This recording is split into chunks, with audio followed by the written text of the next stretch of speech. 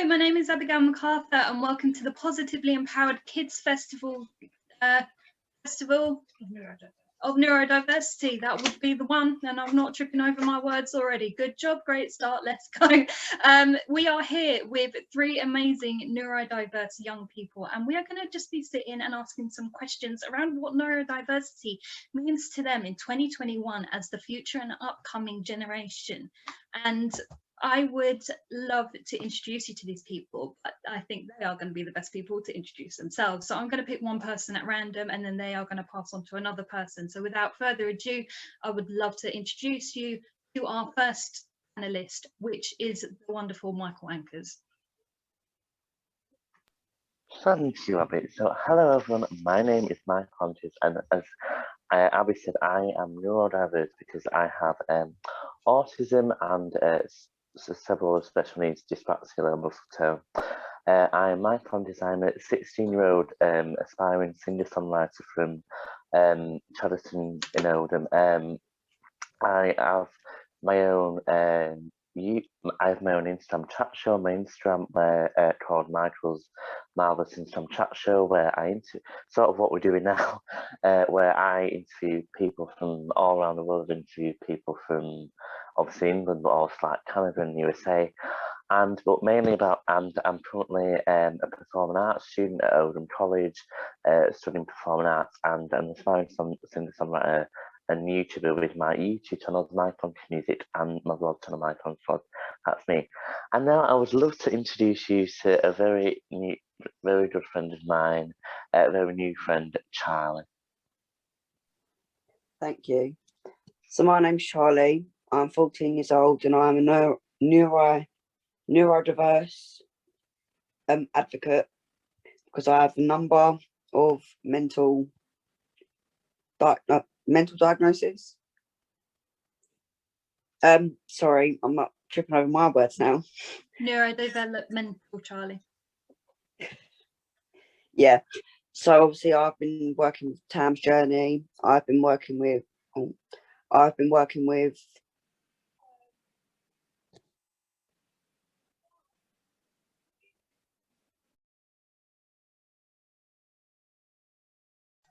Come back to you in a second, Charlie. I will quickly go over to Mana quickly. Hey everyone, my name is Namana. I'm 17 years young, by some people say, and I have a lot of talent. I'm like an aspiring singer, songwriter, podcaster, which I've got a podcast which is called There in Namana, which you should check out. I do a lot of topics and I interview people, and yeah, that's a little bit about me. Charlie, have your words come back in your head? Yes. Yeah? Right. My name is Charlie. I'm 14 years old. I'm a neurodiverse advocate with a number of labels of mental disabilities and mental disabilities. I've been working with Tam's journey, and my goal is to get the word out there that mental health is okay, but it should be more normalised than it is at the moment. And I'll pass back to Abby. Excellent, thank you, Charlie. And I myself am Abigail MacArthur. I am also a neurodiverse advocate, as well as being neurodiverse myself, having many labels, albeit I am a bit on the older end of the spectrum of the young people's panel, being the oldest out of all of us. And thus I am a generation that is very much interconnecting adults and the young people. And with the young people really coming up into their own now, I think it's incredibly important that we really start to give them the ability to pave way for the future. So without further ado, that's a little bit about us, and we are gonna go into the questions. Feel free to put comments in Facebook. It will get passed over to us and we will try and read some out during this panel, but we've got some pre-questions that we've had here to begin with, and we're just going to start off with a really basic and obvious one first. And what I would like to know for these guys is, what is neurodiversity to you? What does neurodiversity mean to you? It's a relatively new term. How important it is for you that this term becomes more neutralized and more known within modern day society? If anyone wants to answer first, just pop your hands up, unmute yourself, and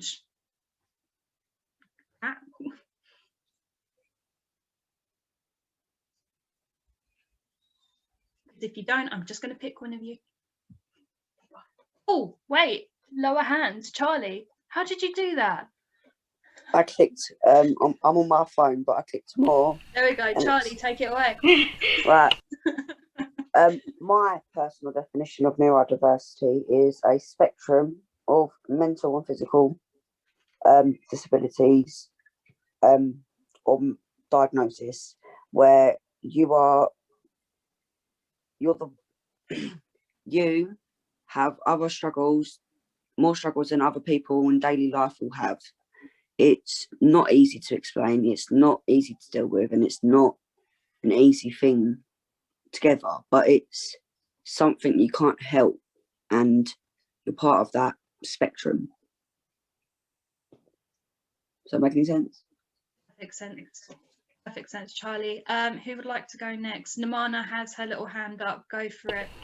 So neurodiversity, personally, to me, is like when someone has like condition, like diagnosis, stuff like that, like autism, ADHD, dyslexia, those types of spectrum disorder, stuff like that. And like it's hard, let's just say that it's really hard to explain in a way, like Charlie did say.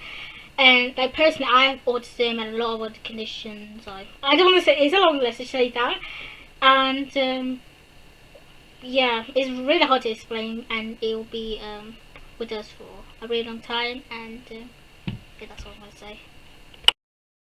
Thank you, Namana. Michael, have you got anything?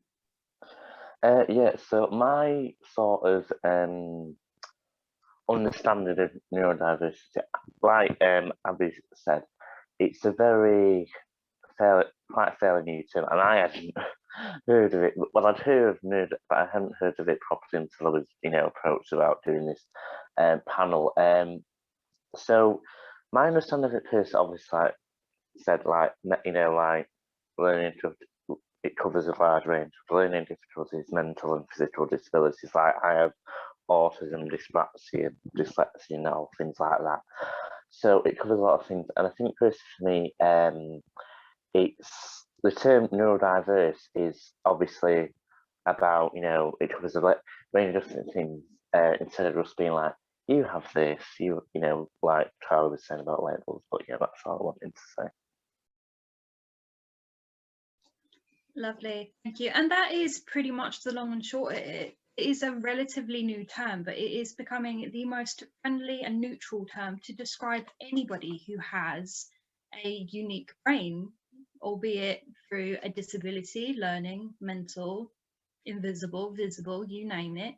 But the fact is, every single person on this planet is neurodiverse. Some people struggle with it more than others.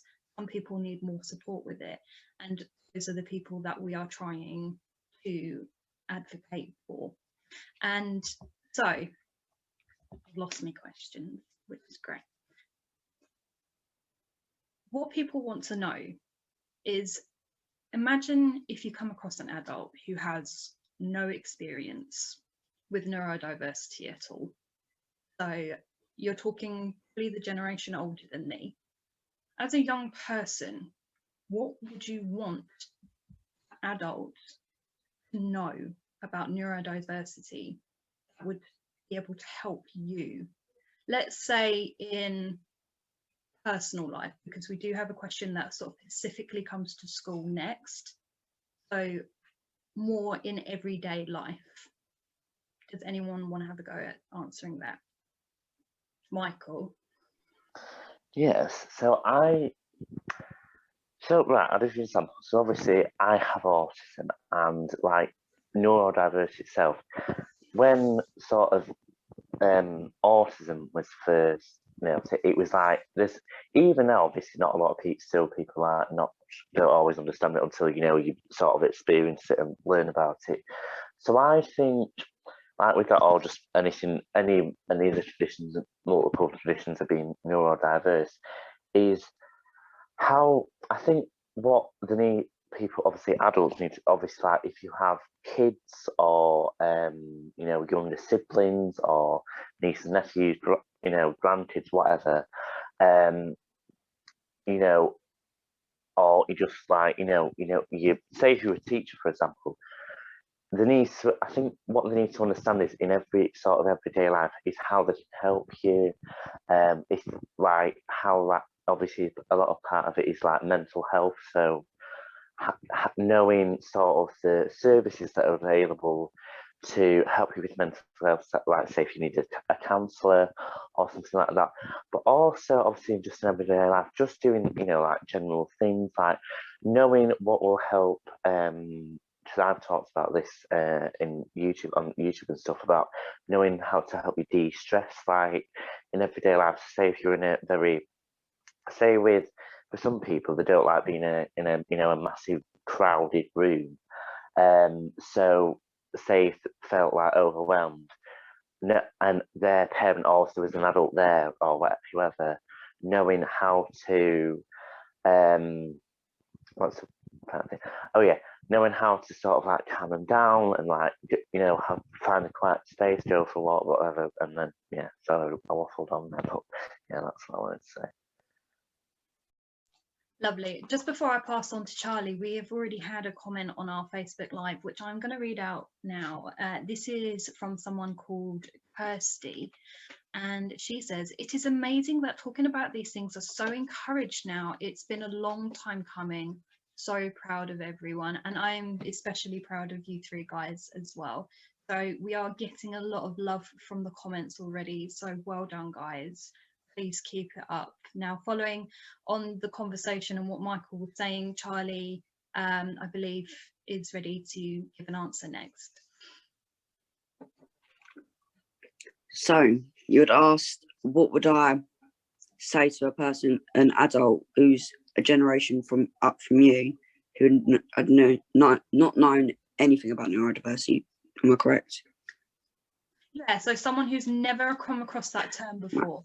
Well, I would try to explain my best to them what me personally I would think, like my personal definition of neurodiversity, and I would say it's not that easy to change or control or stop or anything. It's something that they struggle with in day-to-day life, same way you struggle with things day-to-day life. It's things you can do that other people can't do. Same goes the other way. It's not easy to deal with. It's something you need to try your best to adapt to it, because if it's in your life, then it's better to try and adapt to it than just push the person away because they're getting on your nerves or they're doing this and this, even though they're not intentionally. When I say intentionally, they can't always help it. Now, so that's what I would say to someone. Thank you, Charlie. Namana, is there any other input you'd like to add? So personally, as like an adult who have no understanding of neurodiversity is, I would try my hardest to just explain, like even just a little bit about neurodiversity, like some of the conditions they might have and stuff like that, and then explain what I have and what support, like what I might need. So like for me, for example, I will struggle with complex words, like if it's complex words, I literally don't understand anything. I have to have it simplified to like at least to like the stage of like a 8-9-year-old, because I did functional skills level 1 English last year, which will help me. And so if the words are complex, I just can't stand it. But if it's simplified, I can understand, I can do the work and stuff like that, and just let people know that even if people have got condition, even if people have our neurodiversity, we're all just one big family. And yeah, that's what I would say. Brilliant. I mean, you guys have summed it up really well, and it all narrows down to one key point, is communication, that time and willingness to sit and listen, to understand what needs to be done. I mean, for example, a new diagnosis needs time to adapt, and it needs patience, and communication is something that people are not very good at the moment, but it's fundamental in order to push forward with all of this. And I think you guys really hit the nail on the head when we do actually have our first question. So before I move on to the next one, I would like to read this out because I think this is a very, very interesting point. With the term neurodiversity being on the rise and the acceptance on difference, Sarah Stones has asked a question. Charlie said it is a mental health disability. What are the other panel's thoughts on whether it is a disability or is it just differences? Anyone, what do you guys think of that?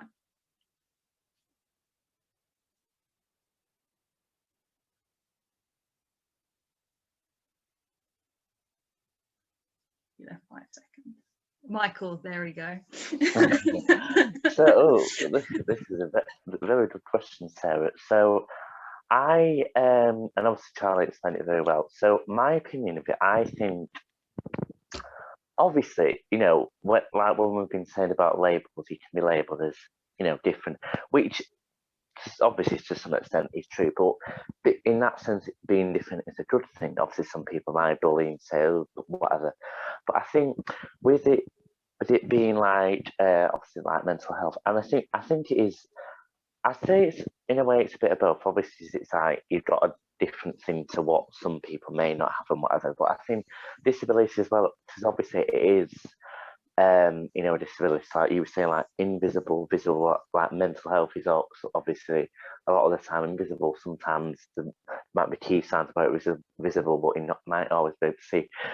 So I think, and obviously there are some of, you know, some of the, obviously there's a large range that it covers of being neurodiversity, all the different conditions and everything, and obviously some of them aren't as seen as being disabilities, but in, you know, obviously the term for, you know, the learning difficulty or disability, but like say for example autism was only a few years ago, like, you know, termed as actually being a disability. So I think the mental health disability, yeah, it is a disability. It might not always like be seen as it, but I think a lot of people, you know, especially with lockdown and everything, a lot of people have been diagnosed with more, you know, sort of mental health issues. So yeah, I think it is a disability, but also sort of a difference. Thank you, Michael. Namana or Charlie, have you got any thoughts? So first of all, Sarah, that's an interesting question. In terms of the question, it depends on what condition it is. So like what Michael said about autism, reviews a few years ago as like an actual disability. So it depends which one it is. Like personally, I think mental health, like some of the mental health conditions are like disabilities in a way, like anxiety, like I don't know if anxiety will be one. I'm not really sure, but that's what I think. And like if you think of mental health, like if you got like a actual mental health conditions like disability, you will get help as well, maybe from CAMS or maybe a help person just to be there and like support them and support your mental health, because as you know, during these crazy times, mental health is really important to be calm and just remember all the time all the good things that surround you, like your friends, your family, and just be there for everyone. So yeah. Charlie. Well, my answer to that kind of question is, again, it depends on the situation. I mean, if you was diagnosed with some sort of medical condition, like as an example, autism, they would put it down as a learning disability. But in most cases, it's just a difference. If you've got autism, you have just got differences from other people. So I get where you're coming from, but I don't think I've answered that correctly, have I? like improperly. That's absolutely fine. And again, you guys have all summarized it perfectly well. Everybody is different. That is why the term neurodiversity has come about. And statistically, anyone who sat in on a neurodiversity panel would have learned about the different ways everyone can process and how many different ways that can happen. It is physically impossible for one person to think like another. Therefore, everybody is scientifically and statistically, well, scientifically mainly, is different. Everyone is different. You are not going to change that. But there is a line in which difference then becomes a disability and needs additional support, whether it's in life or within school. So thank you so much, Sarah, for that question. And speaking of schools, we are now going to go into the similar question as one we were answering before. What is it like now for you guys being neurodiverse in a school setting? Because my generation was a generation that labeling was only just starting to come about. We were a cross between not labeling and then suspected over labeling. You are that generation that people are starting to fear is over labeling. But what is it like for you guys, neurodiverse students in 2021 secondary school life?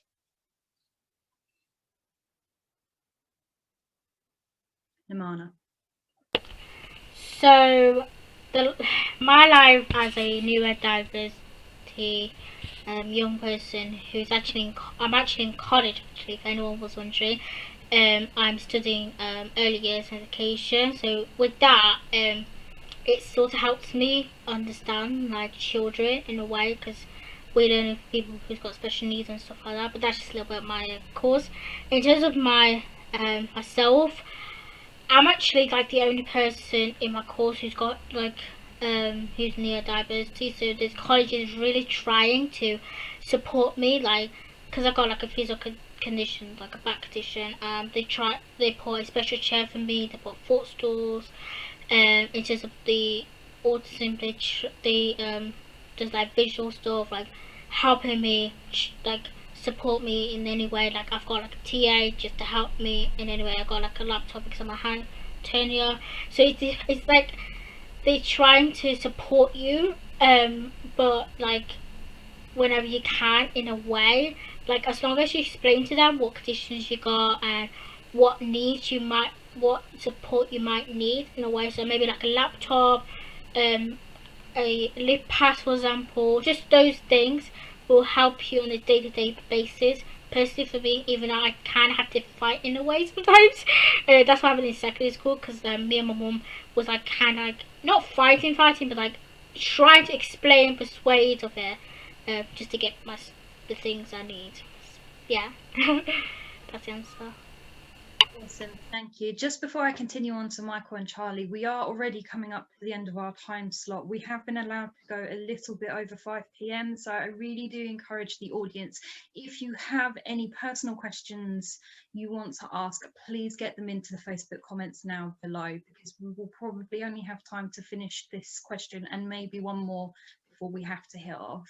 Now, back to that particular question, Michael and Charlie, what would you, have you guys got anything? Michael, go for it. So right, I'll do this quickly. So like Nimana, I'm in college doing performing arts, and for me personally, when I first joined college in September, it obviously, you know, it'd been on the record obviously that I told them, you know, that I had disability and whatever else, and with that I feel like I've been able to, because on my course in performing arts, there are several other students who've got autism, ADHD, you know, and so on. And for me personally, I obviously have said, like, say, as a performing arts student, like, if you have to do anything with dance, like, I have to take things slowly sometimes, because obviously, you know, with my low muscle tone, it can be really hard for me. And I think just in general, it's good to know that obviously there are other students who have, you know, similar disabilities, but also at my college, I have been able to get something called a bursary, which helps, if necessary, to help, like, because I'm at certain disabilities, to help pay for college lunches, and I only use that generally when I'm actually in college, and if necessary, if you can't, you can request money for like trips or well, we can't really do anything at the moment, but or anything that you need for college if necessary. So I think in general, I think that's good. And like Amanda was saying about like a lift pass. Like when I was in secondary school, I did have a lift pass, and I think it's just knowing what everyone needs, because like there's someone in my group that is in a wheelchair, and she, obviously, so I think it's just good to have accessibility. But yeah, that's my what I wanted. Thank you. And I've just remembered, I said secondary school. Nimana and Michael are actually in college. So thank you for automatically adapting your answers to what suits you. Carly.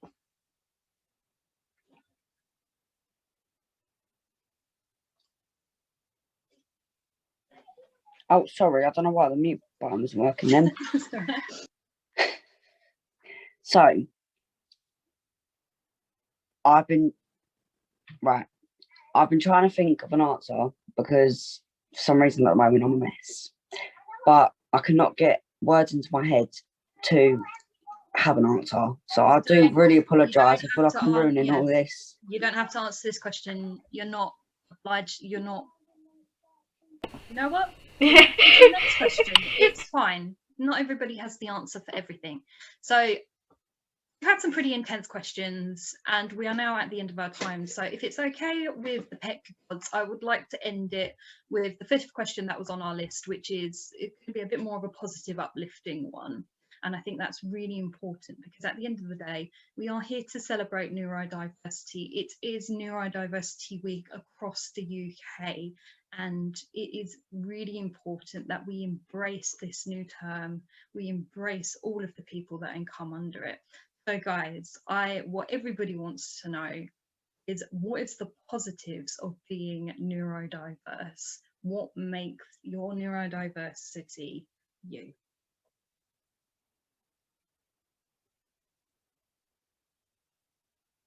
Nimana. The positive, what's the question? The positive of being neurodiversity is, well, actually, I started the podcast for starters, which you all should check out. It's called Daily with Nimana. So DAILY space WITH space NIHMANAH. So I talk about a lot of topics, which helps me very much. Singing, songwriter. I've been writing songs as well through this tough time as well, and I do a lot of things as well. Like my friend's always there for me, and yeah, that's my answer.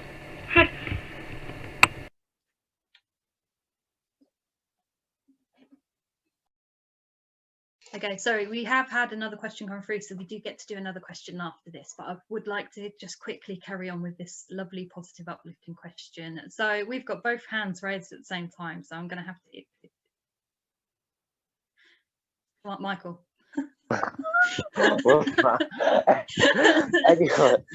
Anyway, so for me personally, with having the conditions that I have, and obviously with the new term neurodiverse, I think it's very good, the term neurodiverse, because it covers a large variety of different, mental health conditions, learning difficulties, whatever.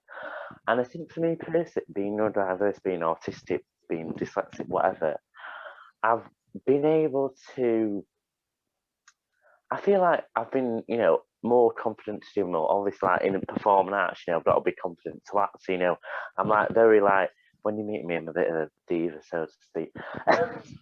But like, I've been like Nimana was saying about singing somewhere. That's what I, want to do, especially with performing arts, and that really helps me. And like when I've been, I said before, like I have my own chat show, Michael's Marvelous Intro Chat Show, Interim Life Continuity. Just being able to, being able to, raise away, like saying I'm this, but I can also do this, But also when I've been able to, like when I've done like my chat shows or through YouTube and like, like in college as well, I've met being you know, neurodiverse, I've met so, like you guys, for example, I've met so many wonderful, lovely people who are always so supportive and obviously understand the conditions that I have, like if they have similar ones or just being neurodiverse in general. So I think for me, it's just being able to sing a song like, but also being able to just like meet a load of, you know, wonderful people. But yeah, that's fine. Lovely. Who would like to go next? Oh, right, it's Charlie, isn't it?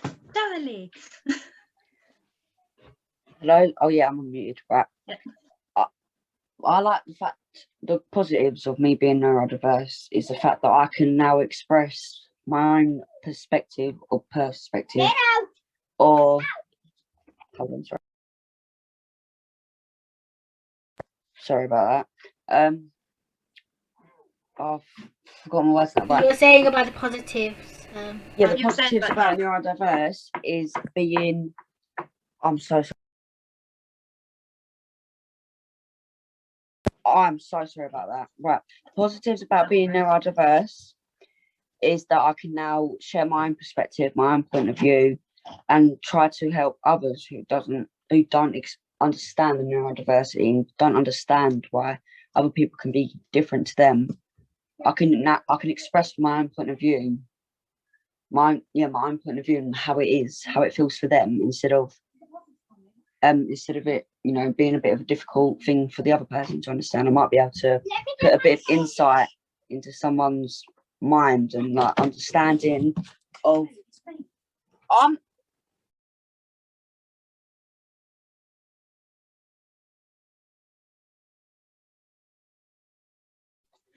Okay, so we're gonna go on to the next question a quick thinkly, because we got a quick thinkly.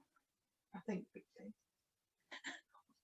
On a minute. I think quickly. There we go. I've done so well and I tripped up now.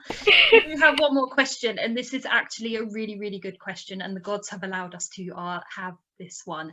So, this is from Facebook. Someone wants to know what we think. Do you think regular atypical? Is it atypical? It is atypical. I have to check with mum. People need to be taught about neurodiverse conditions and how to support those that do have these conditions / diagnoses. Or yes, neurotypical is probably the better word for atypical. Sorry.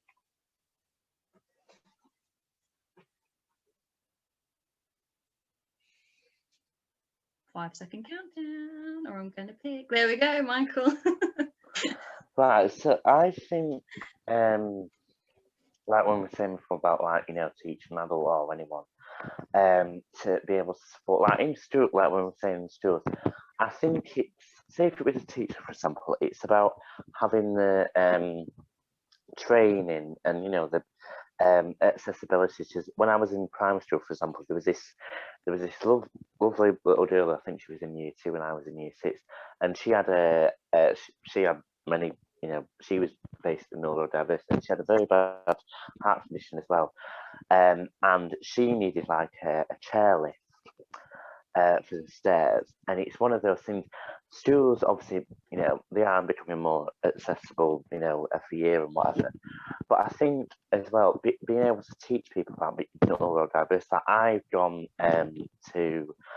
a few talks at like local primary schools and at my high school, and I'm hopefully doing one at college, but just being able to teach younger kids, because they're so like, you know, intuitive,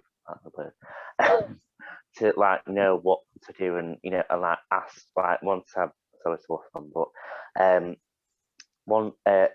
very early last year before lockdown, I went to a primary school called St Herbert's, which is not far away from me, and one of the kids had a young cousin with autism and said, how would I, you know, like interact with my cousin? And I'd be like, well, just try and understand from it, like, you know, research. And I think it's just about having, you know, more accessibility, but also like obviously teaching other people, but letting them, you know, like research and all whatever. So, but yeah, that's my answer. Yeah.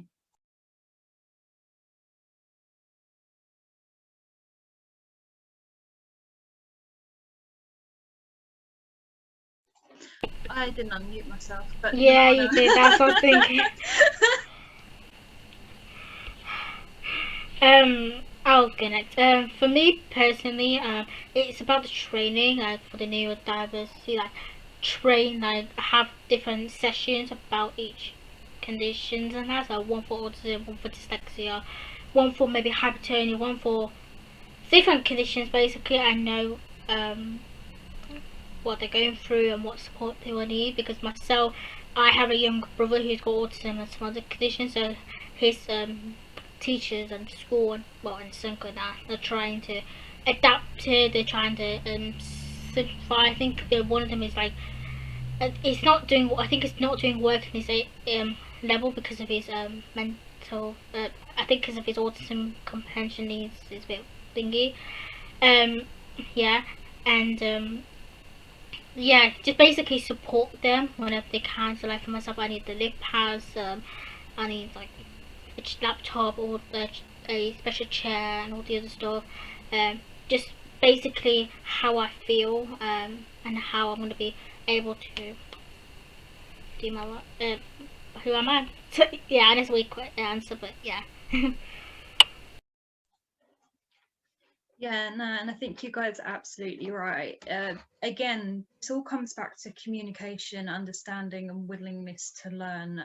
I think as someone who's worked specific in education, I really do feel like anybody who goes into that profession, for example, school just being an example from my personal experience, needs to have a basic understanding. I mean, that's why the TAM project was set up, and it started off as delivering early neuroscience to kids, so teaching children about the science behind the brain. But now what we're actually finding is that these kids are becoming way more clued up about it. Staff know nothing. There has now become a role reversal, and therefore it is vital that everybody is able to access some form of education, some understanding and training around neurodiversity and labels, disabilities, mental health conditions. I'm throwing all of those words out there because they are still terms that are commonly used. And you guys have hit the nail on the head. And all in all, like, you know what? Coming from someone who's now at the other end of the young person age line, like my worry has always been what's going to happen to you guys. Like, I struggled in school, that's a fact, and my greatest fear is what's going to happen to you guys. But this panel has been really reaffirming, and I think everyone in the Facebook chat is going to agree that you guys are so articulate already. You know what you're talking about, and that is through educating you guys at a younger age and getting you more equipped for adult life. You guys have been brilliant. Well done indeed. And that is coming towards the end of our panel. From what I understand, we've had amazing feedback. Everyone is really proud of you.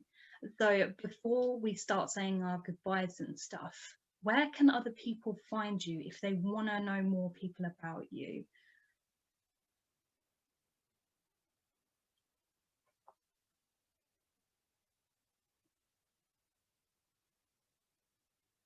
Michael, where can we find you? This will be like me on a YouTube video. Follow me on it. So, as you know, I'm a singer. So I have a YouTube, my music YouTube channel called My Planted Music, which you'll be able to find on YouTube. Or if you go on my Facebook page, there'll be links for covers and stuff. Also, my Planted vlogs, they also have a vlog channel where like vlog my life, and I might be doing a video about my own being neurodiverse myself. Also, I have Facebook, obviously my Planted, Instagram at My Planted Music, where I do my chat show, my Planted. Michael's and I listen to some chat show. If you want to follow me on Twitter, that's just at my Planted. TikTok at Mr. Main Forest, and also as being a singer as well. I do have a SoundCloud page. If anyone listens on music on SoundCloud, just search for my Planted. But yeah, that's where you can find. Lovely, thank you, Namana. So you guys can follow me on my Instagrams, which so my public slash podcast Instagram is Namana Official, so NIHMANAH Official, all lowercase. My signing account with a sign BSL SSE Macathon is Nemo_awareness_. So those are my Instagrams. You can find my podcast on Spotify, YouTube, Apple Podcasts, all the places you can find podcasts. I can't even speak today, which is Daily with Namana, so DAILY space WITH space NIHMANAH. You can put that if you put Daily with Namana onto Google, it will come up because I tried that myself and it did work. So yeah, please go and listen to it. Let me know by Instagram, which is Namana Official. Any feedback, suggestions for podcasts would be amazing. Thanks. Lovely. And Charlie is on his way back on. Charlie is contactable as well, but because of age, you would need to go through either myself, Abigail MacArthur, Amanda Peddle, or through Tam's Journey Facebook page. But if he's there, if he is back, he might be around to give a wave and a last minute. Maybe he can kick off our farewells. Charlie? Thank you all for having me. I'm quite happy I got to have this experience and listen to all your explanations on neurodiversity, to share the word out there. Thank you, Charlie. We've loved having you. Thank you as well. You're amazing. You're all And so are amazing. you. Michael, Namana, anything you want to say? Anything, a summary of your experience of the panel?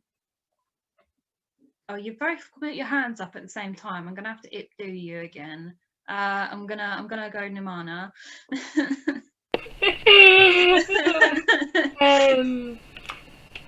Summary. I just wanted to say thank you to Claire and Jackie for organising this amazing youth panel for Neurodiversity Week. I also want to give thanks to Abby for hosting this amazing youth panel. You did amazing, amazing. I bet your mum was really proud of you. And thanks to all the people who are watching this on Facebook for the amazing kind words and stuff like that. And thank you for having me in the youth panel. Yeah.